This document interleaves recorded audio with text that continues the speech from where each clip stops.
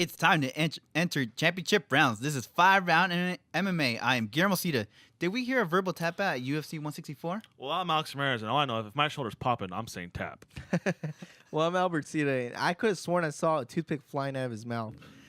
Today's headlines is Matt Brown versus Tariq Saffiedine announced. UFC announces 2014 fight card, but we begin with Chael Sonnen. In this edition of the Chael Sonnen Report, it looks like a fight between he and Rashad Evans might take place at UFC 167 instead of the Phil Davis bout that was reported earlier this week. Sonnen and Evans took to Twitter to speak about the potential matchup.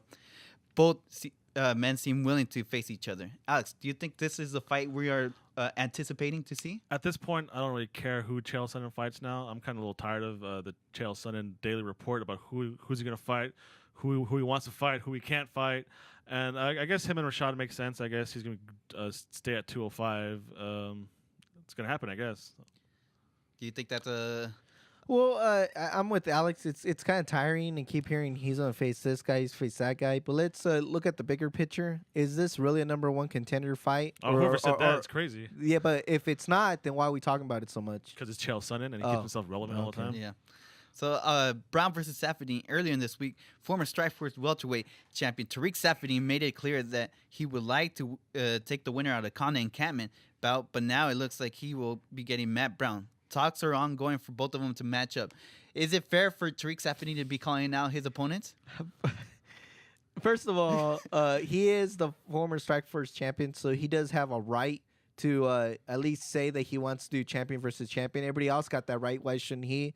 The second thing that I laughed about was the whole Matt Brown thing. First of all, what do you have against Matt Brown? I have everything against Matt Brown. Matt Brown's fights are being announced now? Yeah. He's a big deal? Yeah, like I should care or something. But I'm kind of glad he's finally going to face someone that I think can put him back to where he's supposed to be, which is in the Facebook prelim fights. So that's the only thing coming out of it. But I think Stephanie does deserve the right. Every other Strikeforce champion was allowed to. Why shouldn't he? So next story, UFC announces their first preliminary card in 2014. This will be held January 4th and will take place in Singapore. No fighters or fights have been attached to the, but the Tough China is in works. And you can bet the UFC will have a lot more coming in China. Do you think it'll be successful for the UFC to go to the Asian population? Yeah. Or why not? I mean, they're already in Japan. Once or twice a year? Yeah. I think it's part of the global expansion. Another Tough in China, Ultimate Fighter season in China. They have in Brazil. They might have to make some straw weight division though, because there was that rumor that Dana White did want to look into the strawweight division. So it could happen. I mean, it's all part of the global expansion. And they also want to do India too. Yeah. So in all these other regions are smaller people as far as weight. So I think it'll be smart for them to do a straw division. And what a way to introduce it with the brand new Tough. So it's all part of the global expansion of UFC. What's that old saying? The sun will never set on the UFC empire. So that's it for today's headlines. All right, so stick around, guys. We have an interview with women's MMA pro Colleen Schneider. So stick around. Please visit FiveRoundMMA.com on our social media on Twitter, Facebook, and Instagram.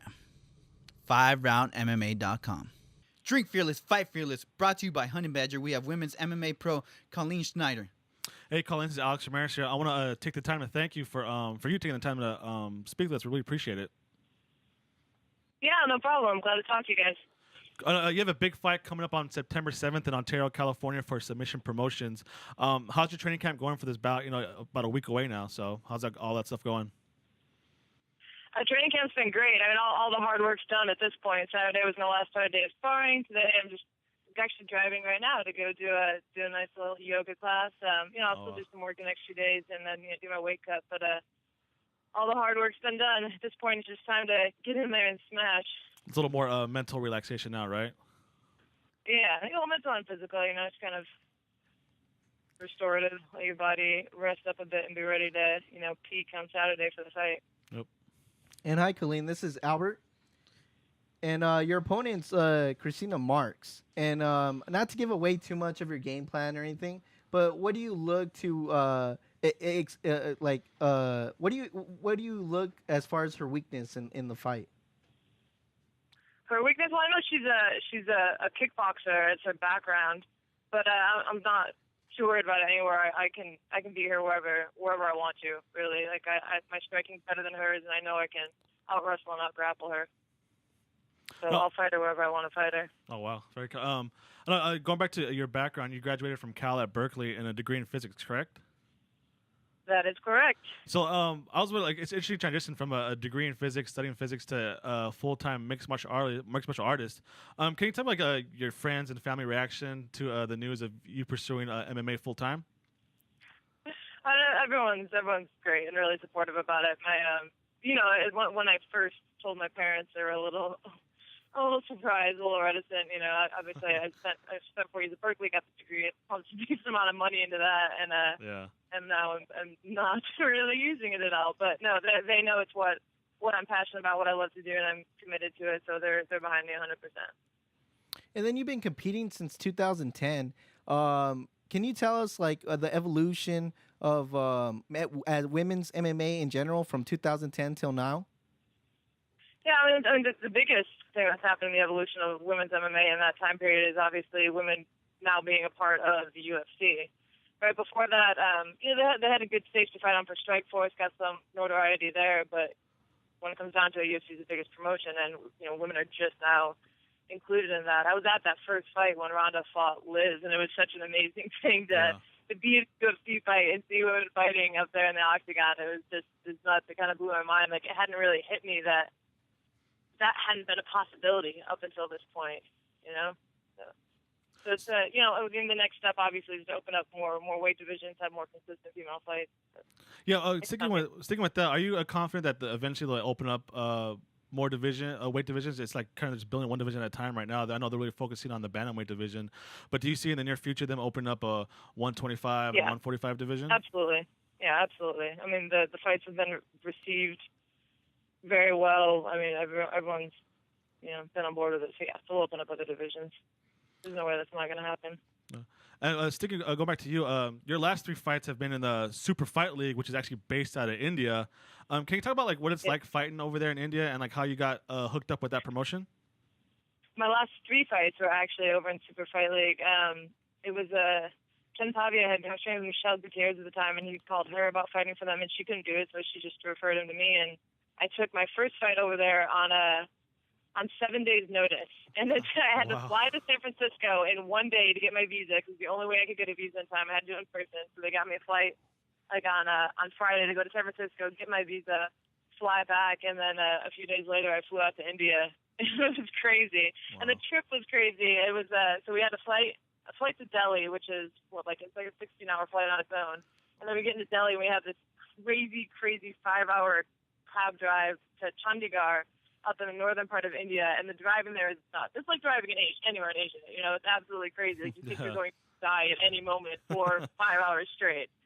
But it was really interesting so when I first fought out there for them, Super Fight League was the only in the first MMA promotion in India, so the audience didn't know MMA. They know cricket and they know pro wrestling. Those are the 2 sports they're into. So I'm being interviewed for this fight. They're like, wait, you don't really hit each other, right? It's not, you're not really going to get hurt. I'm saying, wow. Yeah, you guys come and watch the fight. You'll see. But it's interesting to kind of see the evolution over there too, because they did a great job of promoting MMA. They had weekly shows, so the audience became much more educated. And the last fight I did over there, it was much different. There you can go talk to people watching the fight, and they know it, they get it. They have their fan favorites. They know some of the moves. So it's definitely growing over there. It's a huge market. So how would you say the audience is? I know the Japanese fans are known for being very quiet during the fights, while Canadian, North American fans, American fans are like very rowdy. Like, how would you describe the crowd during a fight in India? So again, there was a big change between the first fight I did over there and the third. The first time I fought over there was not a noise in the crowd, like not one. It was kind of strange. And the third time, it's not as loud as fighting in the States, but people were cheering and yelling and whatnot. So that's cool. So you were formerly training with Syndicate MMA. What gym are you at now? I'm at Drysdale's. Okay, how's that? Is the transition been different? How's it like your experiences there? It's been great. I mean, obviously, like the grappling, the groundwork there is outstanding. There's a lot of good people to work with. There's good coaches there, so it's a good team. I'm happy with it. And then last question. Got a good camp. Okay. And the last question before we let you go, the people that don't know you and people that are going to watch you for the first time, who can they expect to see in that cage this coming Saturday? They're gonna see me. They're gonna see great striking, great wrestling, great grappling, and they're gonna see me go out. However it happens, I'm finishing the fight. Great stuff. All right, Colleen, I want to thank you. Again, you can see Colleen fight this Saturday in Ontario, California for Submission Promotions versus Christina Marks. Colleen, want to give a shout out to anybody before you let you go? Sorry, say that again? You want to give a thanks to everybody before we let you go? Oh, yeah, my team at Drysdale's, sponsors, Noah's Apparel, Plenty Cook Grappling, Jimmy Bryan's, just everyone who supported me. So, and thank you for having me on the show, guys. No problem. Thank you for taking the time to speak with us. We appreciate it. Colleen Schneider, everyone. Please visit FiveRoundMMA.com on our social media on Twitter, Facebook, and Instagram. FiveRoundMMA.com. The rematch everybody wanted to see, UFC 164, Henderson versus Pettis. Turned out to be a lot of anticipation and kind of, I mean, for me, I don't think it ended the way people thought it would end. Yeah. But either way, it was an exciting fight. yeah. Like 2 minutes of it. Yeah, 3 minutes of it. The first round that we saw it was was good. just so much hype, and then it just ends so dramatic. Yeah. Like, it was like But- this is like a black screen. But if you look at the overall story, Yeah. it is the best story we can have. Yeah. We went from a Showtime kick to ending the fight to did he tap? Wait, what happened? I don't know what happened. Yeah. So Yeah. So is there any undercard highlights you want to point out, Albert? Yeah, there's a few. If you guys did not check out the Facebook fights, you should have. There's some pretty exciting Facebook fights. I wouldn't say they were the best fights, Yeah. but they were exciting, entertaining. I'll use the word entertaining. You had Saul Pali. Am I saying that the right? Hulk. that sounds right. His nickname's the Hulk. Anyways, it was a heavyweight bout. It was a pretty entertaining bout because both guys were out of stamina and just swinging for the fences. And Saul or the Hulk Yeah. got the TKO win. The other thing is Ryan Couture lost I think he's gonna get cut. to A La Cuenta. Yeah, I think. And I yeah. think that was a must-needed win, and I think it was He didn't get it. He would really need that win. And if you move up to the FS1 prelims, I do want to point out that Luis Gundinot. Good thing I didn't learn his name because he had a horrible performance against Tim Elliott. On a hard performance, he's got overmatched. Yeah, he got Yeah. overmatched. Tim Elliott's a Dude, big- the guy looked huge. Tim too. Elliott's a Tim big Elliott's Tim flyweight. looked like he belonged in another weight class. Yeah, and I mean, he just Gavin dominated. his heart was in the fight. I mean, he just got outclassed by a bigger guy. Yeah, so. and then the once Red Heart Jamie Varner is back to being Jamie Varner Also as he wins got the defeated by losses Glisson Tebow. And Glisson Tebow didn't really show a lot in it, so I don't think if we can compliment him It or was a split do a decision. round of yeah, applause so- for him. He gassed out towards the end anyway. Yeah. So I mean, Split decision. So, win, other than that, that was all I pretty much wanted to talk about. There's a couple of Asian fighters that they introduced. They were exciting. yeah, they were kind of exciting. Yeah, but other than that, I thought those were the main points of the highlights. with the welterweight. What was Lim. it? What was that guy's name from Milwaukee? The one that got the KO or the one that got The decision victory. Oh, the Chico? decision version? Yeah. Chico. That fight was pretty good. Yeah, People it was say Chico exciting. kind of got the home favorite. Yeah, that's what they were saying. Even though I thought But Chico it- lost that fight. It Yeah. went back and forth, and it was an exciting fight as well. Yeah. A guy to look out to for is Chico if he fights in Milwaukee. if he fights him well. So let's start with the main card. We have Dustin Poirier defeating Eric Koch via unanimous decision. It was an awesome fight. I thought this was a 5-9 candidate right here. It went back and forth, and I was pulling for Eric. I'm not gonna lie, I was pulling for Eric, even though Dustin Poirier is my boy too. But I was for some reason I was pulling for Eric. I mean, they both showed like how good they are standing up in the ground. I mean, Dustin Poirier obviously had the slight edge over both areas. I thought both on top, standing up and on the ground. Entertaining fight, a lot of potential. That's all I saw in that fight. Yeah, well, both guys are coming off losses. Poirier to Cub Swanson, Koch to Ricardo Lama. So it's kind of positioning themselves to stay relevant in like maybe the middle of the pack of the featherweight division right Yeah. now. Yeah. Because you always know like Well, both of them gotta go past your boy Ricardo Lamas. oh So. they Eric Koch just failed at Ricardo Lama. So, but I mean, yeah, it's kind of stay relevant in the bottom half of the middle pack of the division. So it was a good fight though. It's okay because Ricardo Lamas will bring him up a little bit later on. Oh yeah. So the next fight we have Ben Rothwell defeating Brandon Vera and via TKO in the third round. The other thing I gotta say about this is see how the Anderson technique works. As soon as Ben Rothwell bobbing started, and weaving? as soon as he started loosening up and bobbing and weaving, all of a sudden Brandon Vera's like, "Oh, I can't see him. I don't know where he's at. I don't even know if I should strike right now." And then what happens? He gets caught by Ben Rothwell's fist, and then it's pretty much TKO after that. And it's all why? Because he did the Anderson Silva technique. Yeah, But what people need to understand, and even though Anderson Silva's the one that mastered it, you got to zig and zag, not zig, zig, zag. And that's what happened to Anderson Silva when he got caught. And Ben Rothwell kept that in the back of his head because he was zig, zag all the way. And he was dancing around. So Brandon Vera's return to heavyweight wasn't very Was, successful. yeah. It wasn't I mean, successful, but he didn't look bad either. So I mean, he got TK'd though. So, Yes. but Ben Rothwell, since he's been in the UFC, he's been alternating wins and losses. yeah. So it's not he like wins he was. one, he loses It's one. not like he was up against the top of the tier in the heavyweight division, and if he could barely hang with Brandon Rothwell, what's that? What do you say about Brandon Vera Yeah, as a that's true, heavyweight too. now? yeah. So Who would you match up Ben Rothwell with the underneath the top 3 fighters right now in the heavyweight? top 3? No, that's not in the top 3. Maybe Josh Barnett now. I was thinking Mark Hunt, to tell you the truth. Yeah, As a Yeah, return but fight. how long is he out though? That's the real. Oh, that's Yeah. true. That was a nasty staph infection. Yeah, so let's move on to the next one. My boy, let it rain because it's Chad Money I just Mendez wa- in the building. I just want to say that it was Anthony Pettis' night, but I think think, he that stole we the all show. agree the star of this card was Chad Chad Money Mendes. Mendes. Well, he defeated Clay Guida via TKO in The the first third man round. If to you ever saw last finish week's Clay show, Guida. I was already throwing the money. He was gonna And make it rain, apparently right? Chad Money Mendes collected it. So let me bring up your boy Ricardo Lamas. Chad Money Mendez called out Jose Aldo. Well, later on, Anthony Pettis calls him out too. Yeah, I'm But, pretty sure if they're gonna, where's Ricardo Lamas on this? it's gonna Hey, either likely. give Ricardo Lamas Chad Mendes. Then for sure. I feel sorry for Ricardo Lamas because he's going to go back to the bottom after facing Chad Mendes. Yeah. But But you know, the only thing about that fight is like the winner of that fight will still have to wait because Yeah. they're gonna put Anthony Pettis and Jose Aldo first, I think. So that's why I'm saying they should fight Yeah. because I don't think any of them are going to get Jose Aldo except for Anthony Pettis. But it was the knockout of the night. And it was, I mean, you see the replay. Craig Guida was looking at stars when he landed that punch.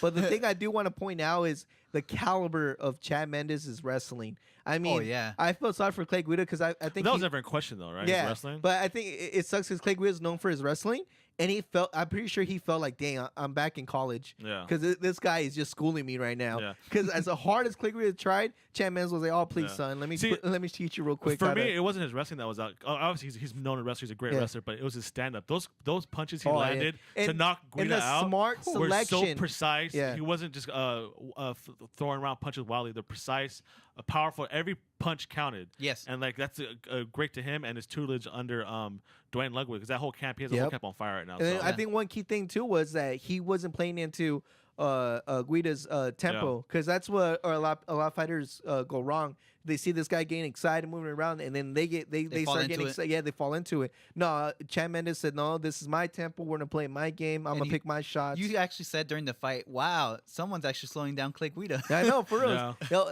know, as surprising as it was, Chad Mendes was able to lower the tempo just a bit, just enough for him to fight his land that fight, punch, yep. which was incredible. I mean, I could go on and on with Chad Mendes, but I really do think he deserves the next title shot. I really do deserve he should be the champion. Yeah. I do think that fence holding was a big deal. I know other media's try to say that it wasn't really a big deal. It was a big deal. Trust me. You hold the fence, and we'll see what happens. Changed the whole dynamic of that fight. Yeah, so the alpha male still reign supreme for right now. The next fight was Josh Barnett defeating Frank Mir KO in the first round. Do you guys agree it was an early stoppage? I think it was the stoppage is okay. I mean, Mir's head was completely limp. Yeah. Look at So, his look at his yeah. arms. It went limp. He had a fast recovery. Yeah. Which I'll give him that. But at the same time, people understand the ref is trying to protect the fighter. Mm-hmm. At the end of the day, he's trying to protect the fighter. And if the guy goes limp, I'll tell you right now, Josh Barnett was going to land 2 hammers to his face if the ref didn't stop it. So if the argument is, okay, let him take vicious damage, then all right, let him take it. But I'm just saying, I thought the ref was honestly trying to save Frank Mir's life. Do you agree with Dana White's criticism of the referee? I 100% don't agree with him. And since you brought up Dana White, before we move on to the main event, I do have a big bone to pick with him, a huge bone to pick with Well, him. Brian's Albert's You ears. would think like the athletic commission has a problem with Dana White criticizing their picks because the athletic commission is the one who Who assigns picks the it, yeah. referees. So why aren't like athletic commission like handing out fines, be more like Like the NBA. Yeah, and, be more disciplinary. well, it's because in it's these not one things. big organization too. But every state has everybody their, every yeah, state that's what has I'm theirs. saying. So I mean, you would think like the head of the commission wouldn't like being criticized like that, but But I think I it's a don't know. two-way street. Also, Yeah. what Oh, Brian's we, agrees. yeah, no, before yeah, go ahead, before we Dan, move go on, ahead, because I really want to point this out, and I know it's not the right time, but it needs to be heard. okay. And that is in a video in a fight. Well, it was after the media conference, The scrum. the scrum. Dana White said that if Eddie Alvarez were to lose against Michael Chandler, he would not sign Eddie Alvarez because they don't pick up Bellator's rejects. Okay. Which I think is very hypocritical, because when you were trying to sign him, he was coming off a loss to Michael Chandler. So you're just made yourself look like the biggest hypocrite in the world. Okay. One. Two, it irritates me that he tries to pin these. I mean, the fighters have to suffer because he has a little beef with Bellator. At the end of the day, and I'll put my money where my mouth is, Eddie Alvarez will clean out that division. Other than the top three, I'm pretty sure he can go and clean out the whole division. So 4 through 10. So for Dana White to say that he doesn't pick up Bellator's reject, well, okay, you'd rather have just UFC rejects on there, because that's all they are. Because Eddie Alvarez can easily be a bunch of those people that are in your top 10 list. And at the same time, anybody that loses to Chandler isn't a reject. Okay, Chandler is probably the best in the game, and I even think he could be Anthony Pettis, to tell you the truth. Wow. That's a Wow. 100% honest truth. I think he could be Anthony Pettis. So I think before Dana White speaks like that, he should really think about it. Instead of acting on his emotion, he should really think about what he's saying. Because now he's going to look, when he has to sign Eddie Alvarez again, now he's going to look even like a bigger hypocrite. And with that, now we'll go back to UFC 164, the main so event, Oh, right? yeah. main so- event time. It was Anthony Pettis defeating Benson Henderson via submission in the first round. I think, like we stated earlier, a lot of hype. I thought I was going to see a 5-round fight. Yeah, and it ended very abruptly and with everybody confused. Yeah. 'Cause, And, like, and I thought Benson Henderson, I mean, I wasn't saying he was getting the better of Anthony Pettis, but he had the right game plan, and it looked like it was working. it would have Yeah, been great to see that fight go longer. Yeah, because but he was clinching with them, and it looked like he was having some success. Anthony Pettis was landing some big shots. those kicks to the ribs Yeah, were nasty. and it looked like it was gonna work. And then like I think Benson Henderson said it the best, because obviously he was the one that was in the fight.